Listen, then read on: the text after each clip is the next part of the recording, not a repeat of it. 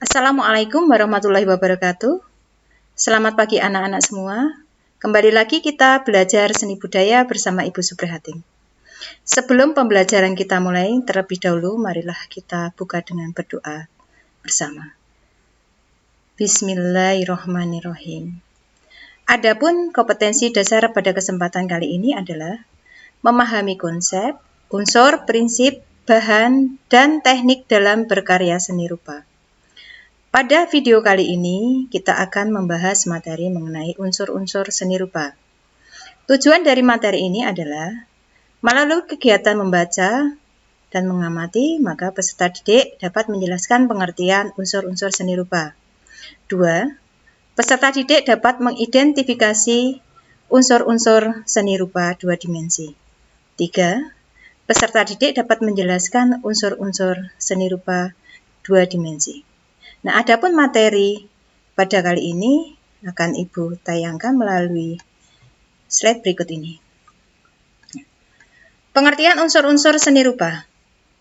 Unsur-unsur yang digunakan untuk mewujudkan sebuah karya seni rupa yang berupa unsur fisik dan non-fisik. Unsur fisik dapat dilihat secara langsung dan dapat diraba, sedangkan unsur non-fisik berupa prinsip atau kaidah umum yang dipakai untuk menempatkan unsur fisik karya seni. Kemudian, jenis unsur-unsur seni rupa. Nah, unsur seni rupa itu ada 6. Yang pertama adalah garis, warna, raut. Raut itu bidang dan bentuk.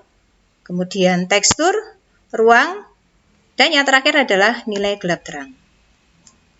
Unsur yang pertama yaitu garis. Garis itu apa? Ya, berupa goresan atau batas limit dari suatu benda, ruang, bidang, warna, ataupun tekstur yang memiliki dimensi memanjang dan mempunyai arah. Nah, di sini ada, bisa kalian lihat contoh-contoh garis. Ada garis horizontal, ada garis vertikal, ada garis miring atau garis diagonal, ada garis lengkung, kemudian ada garis zigzag, kemudian ada garis gelombang, dan sebagainya. Kita lanjutkan. Unsur yang kedua adalah warna. Tentu kalian sudah pasti, semua benda itu memiliki warna. Nah, kalian juga tahu bahwa warna adalah sesuatu yang paling menarik dari suatu benda. Nah, warna itu apa? Adalah kesan yang ditimbulkan oleh pantulan cahaya pada mata. Terdapat pada berbagai benda. Kemudian menurut teori warna bahwa warna itu dapat dikelompokkan menjadi warna primer, sekunder, dan tersier. Apa itu warna primer? Warna primer itu adalah warna dasar atau warna pokok yang terdiri dari warna merah, kuning, dan warna biru. Berikutnya, penggolongan warna yang kedua adalah warna sekunder. Warna sekunder merupakan pencampuran seimbang dari warna primer yang satu dengan warna primer yang lain. Contohnya, merah dengan kuning itu bisa menjadi warna orange. Kemudian kuning dan biru itu akan menjadi warna hijau. Kemudian biru dan merah akan menjadi warna ungu. Ini adalah warna-warna sekunder. Kemudian warna tersier. Warna tersier itu merupakan pencampuran antara warna primer dengan warna sekunder. Contohnya warna primer merah. Ini dicampur dengan warna hijau akan menjadi coklat kemerahan. Kemudian warna primer kuning kita campur dengan warna ungu sekunder maka menjadi coklat kekuningan. Ini contohnya. Kemudian berikutnya, unsur raut. Nah, bidang dan bangun atau biasa disebut dengan bentuk. Apa unsur raut? Yaitu merupakan tampak potongan atau bentuk dari suatu objek. Dalam pengertian luas dapat juga berarti bidang atau bangun. Apa bedanya? Bidang itu diartikan unsur seni yang terbentuk dari pertemuan ujung sebuah garis atau perpotongan beberapa garis. Bidang menunjukkan wujud benda yang cenderung pipih atau datar, misalnya bidang segitiga, segi empat, lingkaran, dan lain-lain. Kemudian bangun atau bentuk lebih menunjukkan kepada benda yang memiliki volume. Misalnya prisma, kerucut, limas, balok, silinder, dan lain-lain. Nah, contohnya seperti ini. Nah, ini yang disebut dengan bidang.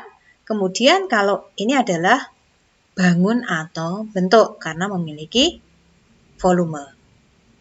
Berikutnya adalah tekstur. Apa tekstur itu? Tekstur adalah kualitas taktis dari permukaan atau penggambaran struktur permukaan suatu objek atau benda pada karya seni rupa.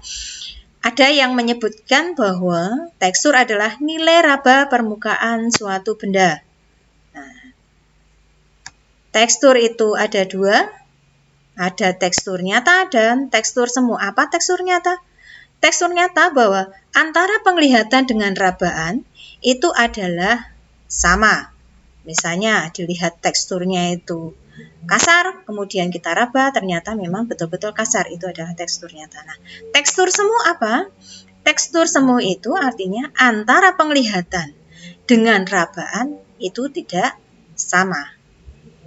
Artinya misalnya di gambar itu kok teksturnya itu kasar. Ya. Tetapi ketika kita raba itu ternyata tidak kasar. Itulah namanya tekstur semu. Berikutnya, ruang. Nah, apa itu ruang? Ruang menunjukkan dimensi pada karya seni rupa tersebut. Ruang pada dua dimensi menunjukkan ukuran panjang dan lebar. Ini sudah kita bahas pada pertemuan sebelumnya.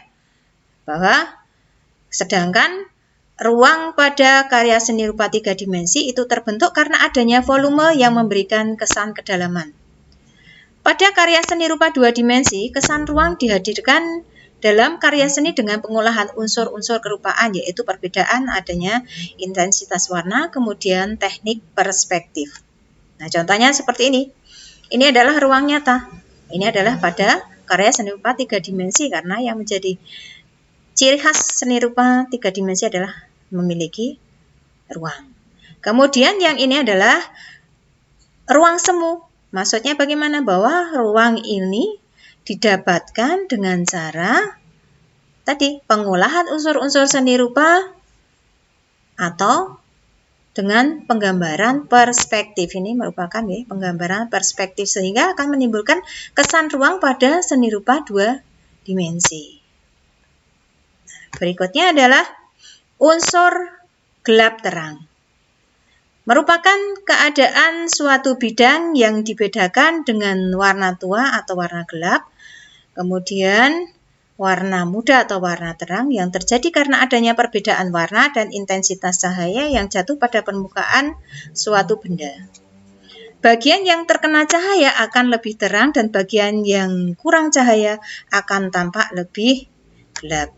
Nah, ini bisa kita lihat contoh di sini bahwa nilai gelap terang, ini yang pertama bahwa cahaya yang kena di permukaan benda yang banyak ini, yang terkena cahaya langsung, maka nanti diarsir atau diwarnainya lebih mudah. Atau kalau di sini ini teknik mengarsir, berarti arsirannya lebih tipis.